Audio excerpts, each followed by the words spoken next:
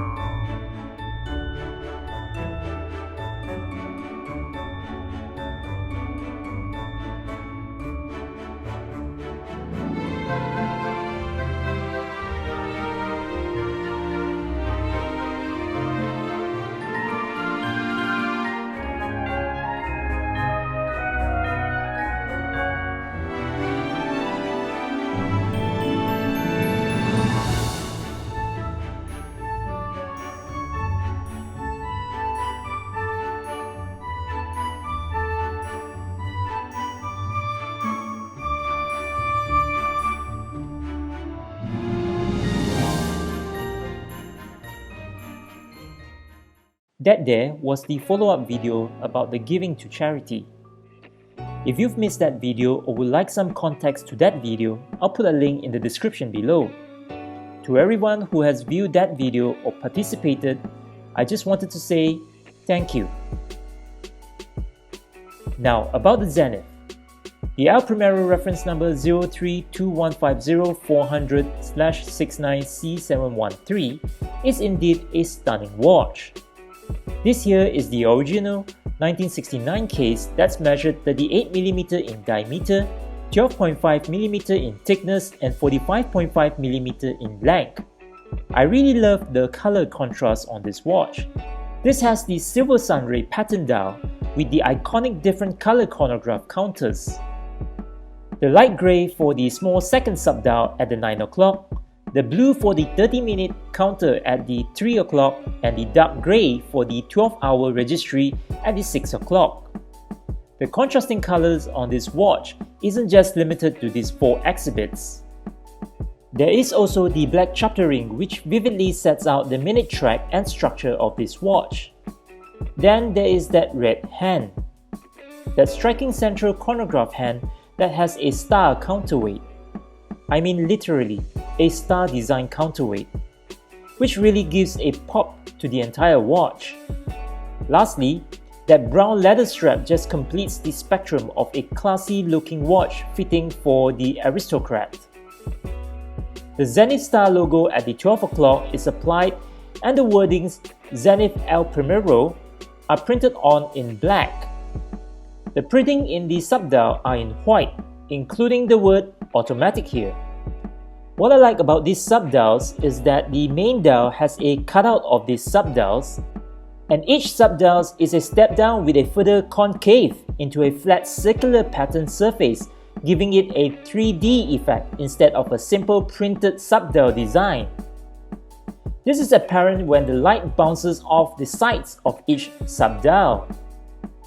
I usually find small seconds on a watch to be pretty unfriendly or useless, like the one on the Oris Aquis Hangan Limited Edition, where it is impossible to time the seconds. If you've missed my review in that video, I'll put a link in the description below. And I digress. The small seconds on the El Primero, on the other hand, has all the seconds printed on, save for the 18th to the 27th second due to the overlapping sub-dial, which can be a problem to some. The overlapping also happens on the 30-minute counter at the 3 o'clock. After spending some time on this watch, this is what I've noticed. This particular indicator on the hour sub-dial is also an indicator of what's between the 22nd and the 23rd seconds. Because this is an automatic watch, it is difficult to time the seconds within this gap. If it was a quartz watch, this would probably not be an issue. Whereas this indicator here doubled as the 20-minute indicator for the blue sub-dial. With that as an indicator, one can still read the blue subdial without any problem. So all is not entirely lost. Not to me at least. But that's just my opinion. The overlapping and the trifecta subdial design is unmistakably the Zenith El Primero when spotted in a distance. I know a chronograph is probably one of the least used complications, however, it is fun to have one on the wrist. I occasionally use it to time how fast will my food arrive after I've ordered them in a restaurant. The polished hands on the subdial are consistent with the center black painted design on the hour and minute hand and or the applied indices, which are also all rhodium plated. The polishing on these hands and indexes are really amazing. They are as good or close to Grand Seiko standard. The indices are chamfered on four sides with lume applied on them.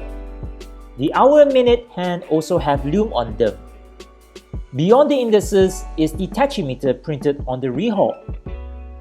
The cutout date is located between the 4 and 5 o'clock, which has a white backdrop with black numberings, which is perfect. However, my problem with this date is the display of the 12 to 19. This can sometimes be a little difficult to read when the number 1 is so close to the edge.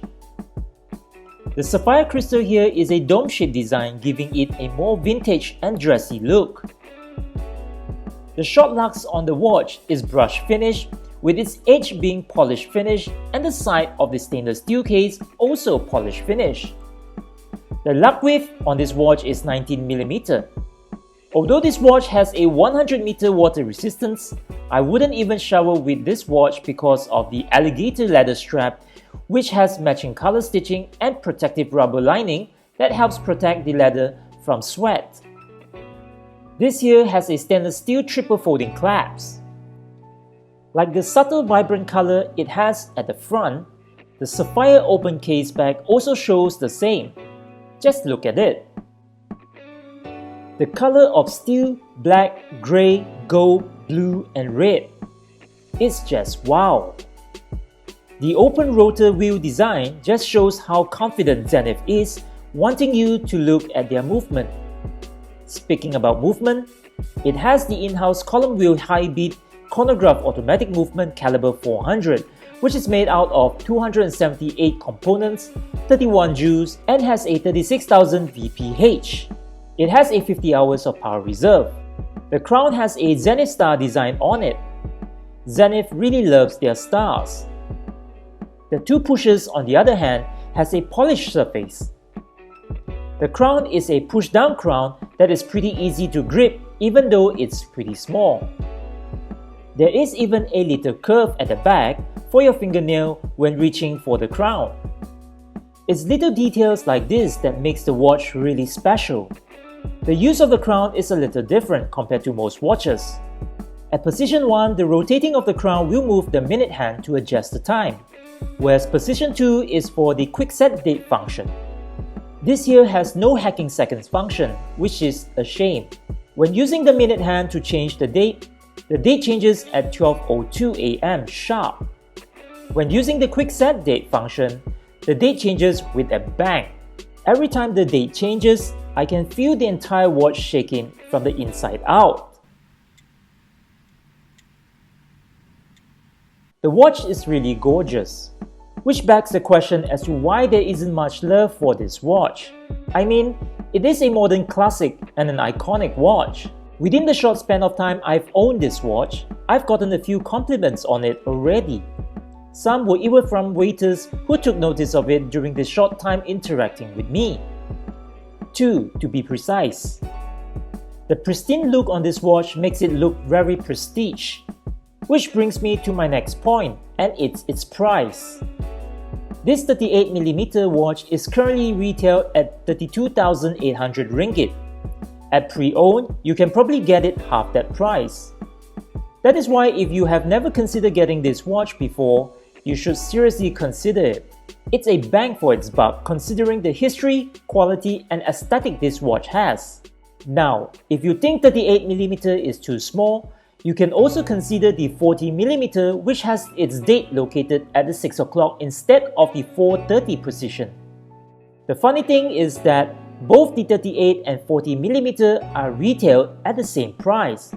So if you think that a bigger watch is more worthwhile because it has more materials built into it, or if you want a watch that is more true to its lineage, i.e. the 38mm, the price factor won't be one of your dilemma here.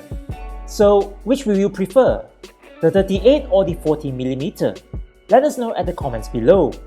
Anyway, if you like this kind of video, please like, share, comment, subscribe and hit that notification button to make sure that you won't miss any of my videos to support me, and I'll really appreciate it and promise to upload more videos like this. Until the next one, thank you for watching.